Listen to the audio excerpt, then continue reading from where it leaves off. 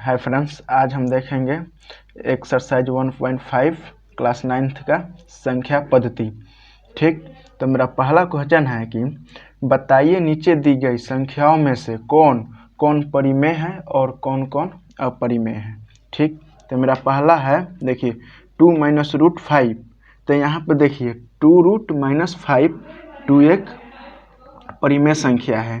ठीक, और √5 जो है अपरिमेय संख्या है।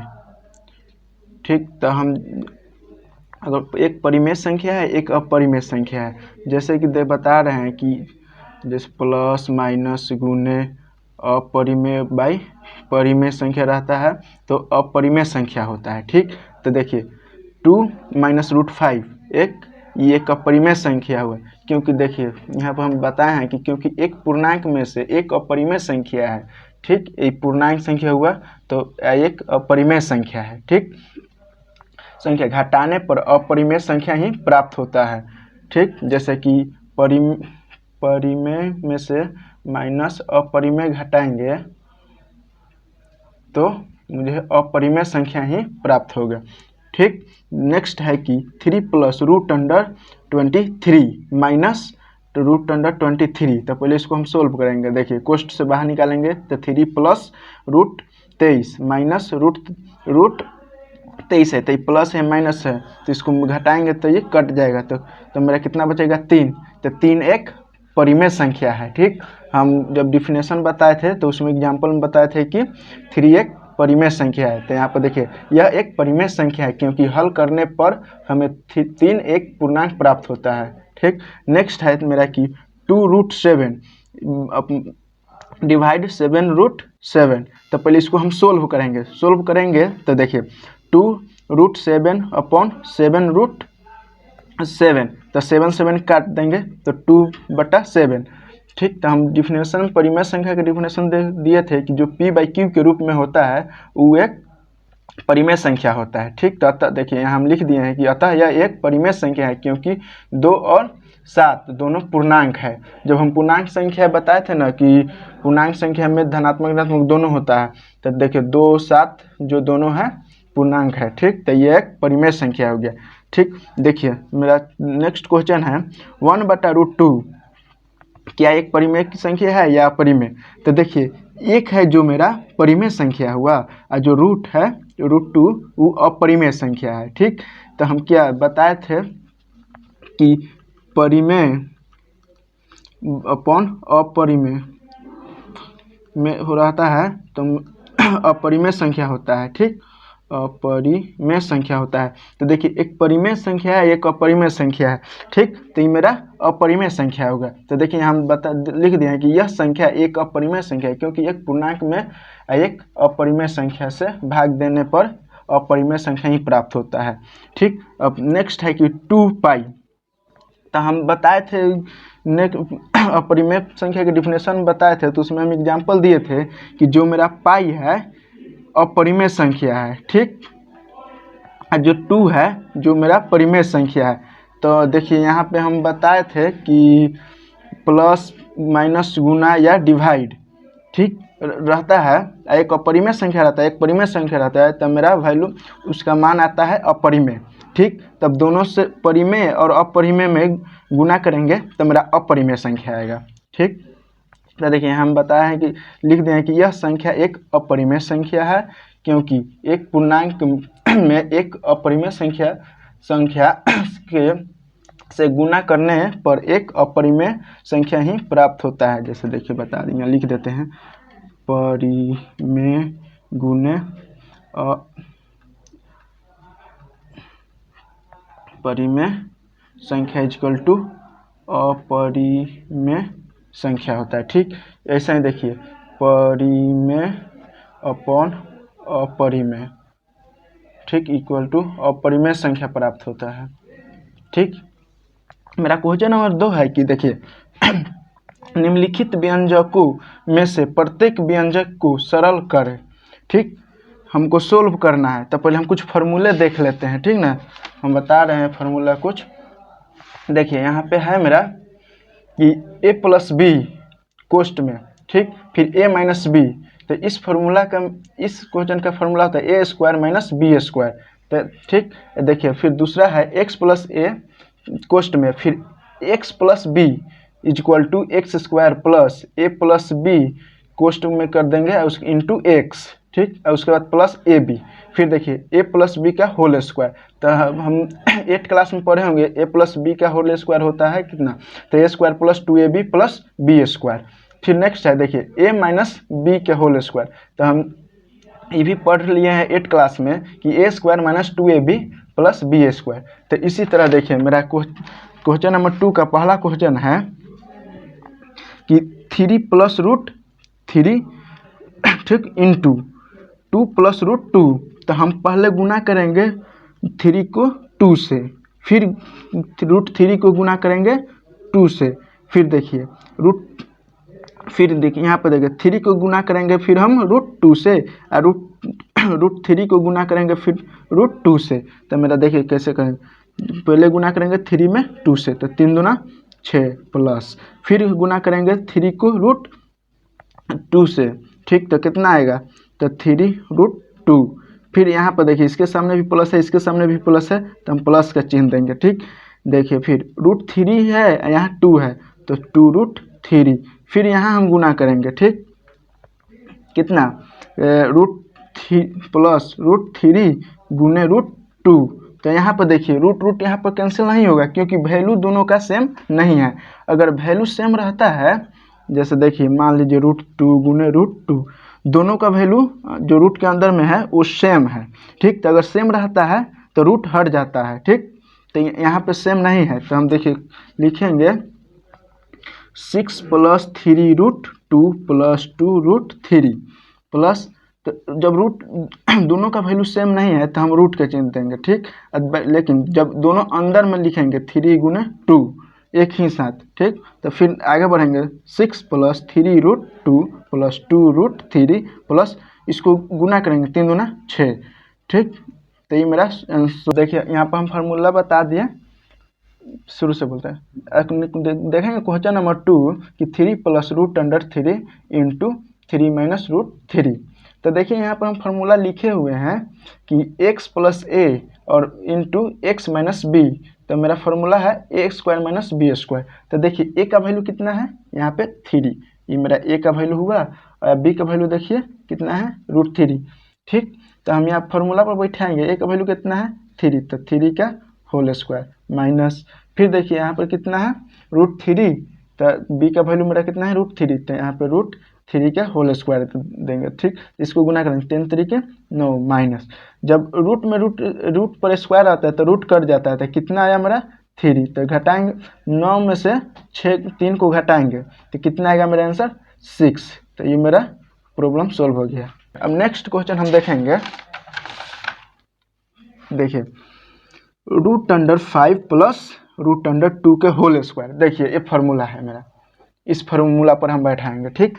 देखिए ए का वैल्यू कितना है रूट 5, बी का वैल्यू कितना है रूट 2, फिर मेरा पावर कितना है 2, तो यहाँ 2 पर है। तो देखिए इस फार्मूला पर हम बैठा देंगे, देखिए ए प्लस बी का whole square, A square plus 2ab plus B square, ठीक। तो देखिए यहाँ पे ए का वैल्यू कितना दिया हुआ है रूट 5, तो यहाँ हम रूट 5 का होल स्क्वायर देंगे, ठीक। यहाँ पर देखिए फिर प्लस 2 गुने रूट ए का वैल्यू कितना है रूट 5, ठीक, गुने और बी का वैल्यू कितना है रूट 2। अब आइए प्लस बी स्क्वायर है, तो बी का वैल्यू कितना है, तो देखिए मेरा कितना हुआ रूट 2, तो स्क्वायर, तो यहाँ पर देखिए जब स्क्वायर तो रूट काटेंगे तो 5 प्लस, देखिए फिर यहाँ से गुना करेंगे 2 है तो 2 रूट 10 प्लस 2, अब यहाँ जोड़ेंगे तो 7 प्लस 2 रूट 10, तो ये मेरा आंसर हो गया। अब देखिए क्वेश्चन नंबर 4 देखिए क्या है, रूट 5 माइनस रूट 2 इंटू में फिर रूट 5 प्लस रूट 2, ठीक। तो देखिए यहाँ पर सोल्व करेंगे, पहले हम गुना करेंगे रूट में रूट से, ठीक, फिर यहाँ पे गुना करेंगे रूट 2 में, फिर इसको रूट 2 से रूट 5 में गुना करेंगे, फिर 2 में गुना करेंगे। तो गुना करके देखते हैं, देखिए रूट में रूट 2 से गुना करेंगे तो 5 फिर देखिए इसके आगे भी प्लस है, इसके आगे भी प्लस, तो प्लस का चिन्ह, इसके आगे भी प्लस है, इसके प्लस तो प्लस रूट, फिर √2 में √5 से गुना करेंगे तो √10 आएगा। फिर देखिए इसके आगे करेंगे तो ये माइनस में है, तो माइनस में आएगा तो कितना √10। फिर यहाँ पर देखिए माइनस, तो माइनस है कितना यार 2, तो एक प्लस में एक माइनस में तो काट देंगे, तो कितना, तो इसके बाद 5 में से -2 घटाएंगे तो आएगा मेरा 3। ठीक, अब आइए क्वेश्चन नंबर मेरा 3 है कि आपको याद होगा कि पाई को एक वृत्त की परिधि मान लीजिए c है, ठीक, और उसके व्यास मान लीजिए d है, ठीक, के अनुपात से परिभाषित किया जाता है, अर्थात पाई = c/d है, तथा इससे तथ्यता का अंतर्विरोध करता हुआ प्रतीत होता है कि पाई एक अपरिमेय संख्या है। इस अंतर्विरोध का निराकरण आप किस प्रकार करेंगे? तो देखिए हम जानते हैं कि पाई जो है अपरिमेय संख्या है, ठीक, तो यहाँ पर हम बताएंगे कि मान लीजिए कोई एक सर्कल हुआ, ठीक, तो इसका परिधि निकालना है, तो परिधि मेरा कितना होता है 2π यार, तो जब इसका पूरा निकालेंगे तो 2π, तो मान लीजिए इसका वैल्यू कुछ आएगा 28 समथिंग, इसी तरह। तो देखिए यहाँ पे जो पाई = c/d, मान लीजिए कि यह c जो है एक अपरिमेय संख्या है, मान लीजिए d परिमेय संख्या है, तब पर भी मेरा यह परिमेय संख्या आया, ठीक। अब पहले से हम जानते हैं कि पाई एक अपरिमेय संख्या हुआ, ठीक, तो हम यहाँ लिखेंगे कि पाई बराबर c/d, दरअसल यह एक वृत्त के परिधि और व्यास का अनुपात है, अतः यह एक अपरिमेय संख्या है, तो यह अपरिमेय संख्या है, जहाँ c और d = 22/7। देखिए हम 22/7 कहाँ से लिखे, जब हम यहाँ पाई का वैल्यू लिखेंगे, पाई का वैल्यू हम जानते हैं ना कि मान कितना होता है 22/7, तो हम इक्वल टू में 22/7 लिखें, ठीक, तो ये समझ में आ गया। अब नेक्स्ट क्वेश्चन हम देखते हैं। मेरा नेक्स्ट क्वेश्चन है निम्नलिखित के हरों का परिमेयकरण कीजिए, पर यहाँ पे बोल रहा है परिमेयकरण करने के लिए, ठीक, इसको बोलते हैं हर, इसको बोलते हैं अंश, इसको बोलते हैं हर। तो यहाँ पे देखिए हर का बोल रहा है, ठीक, ये मेरा हुआ अंश, ये हुआ मेरा हर, तो लिखेंगे हरों का परिमेयकरण करने पर, तो देखिए 1/√7 गुने 1/√7, नहीं सॉरी, यहाँ पर भी होगा √7, ठीक, हर के परिमेयकरण करने के लिए बोला, तो जो हर है उससे हम गुना और भाग करेंगे, तो देखिए √7 रहेगा, और उसके बाद जब रूट गुना करेंगे तो मेरा 7 आएगा, ठीक। इसी तरह नेक्स्ट क्वेश्चन देखेंगे हम, ये मेरा हो गया अंश, ये मेरा हो गया हर, ठीक, तो पहले हम लिखेंगे कि हरों का परिमेयकरण करने पर, ठीक, तो देखिए यहाँ पे लिखेंगे 1/√7 - √6 गुने, देखिए अगर यहाँ पे हर में माइनस रहता है तो हम प्लस, जब इसको परिमेयकरण करेंगे तो मेरा चिन्ह जो है वो चेंज हो जाता है, ठीक, तो देखिए लिखेंगे √7 + √6 अपॉन √7 + √6। देखिए कैसे, जब मान लीजिए कि कोई भी बोलता है क्वेश्चन में कि हरों का परिमेयकरण करने के लिए बोलेगा, तो वहाँ एकदम क्लियर स्पष्ट रखिएगा कि वहाँ पे चिन्ह चेंज हो जाता है। जब हम हर का परिमेयकरण करेंगे तो मेरा चिन्ह जो माइनस रहता है वो प्लस में हो जाएगा, जो प्लस में रहता है वो माइनस में हो जाएगा, वहाँ पूरा क्लियर हो रहता है कि चिन्ह चेंज कर दिया जाता है, ठीक।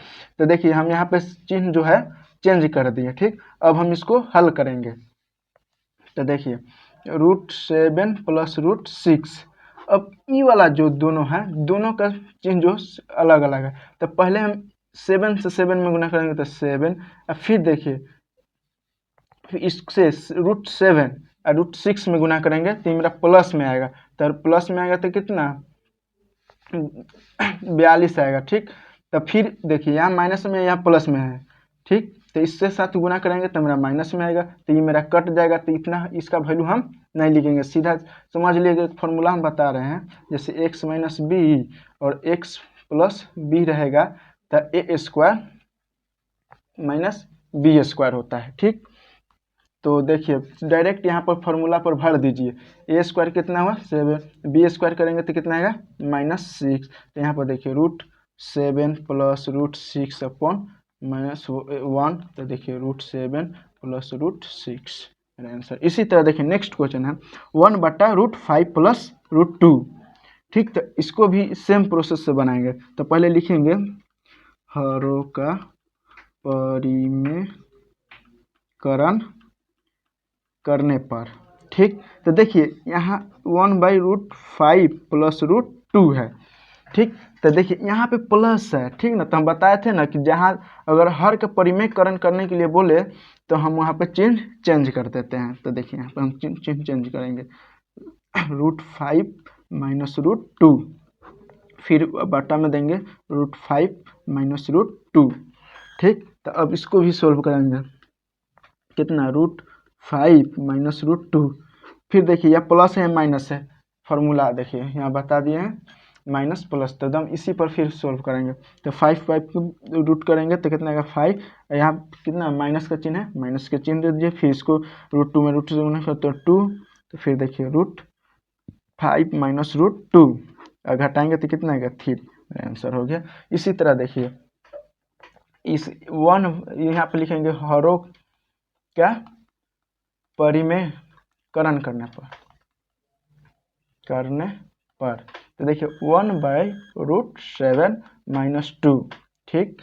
उसके बाद फिर देखिए यहाँ पर प्लस है, ये एक परिमेय संख्या है एक अपरिमेय संख्या है, तो उससे कोई दिक्कत नहीं है, यहाँ पर भी चिन्ह चेंज होगा।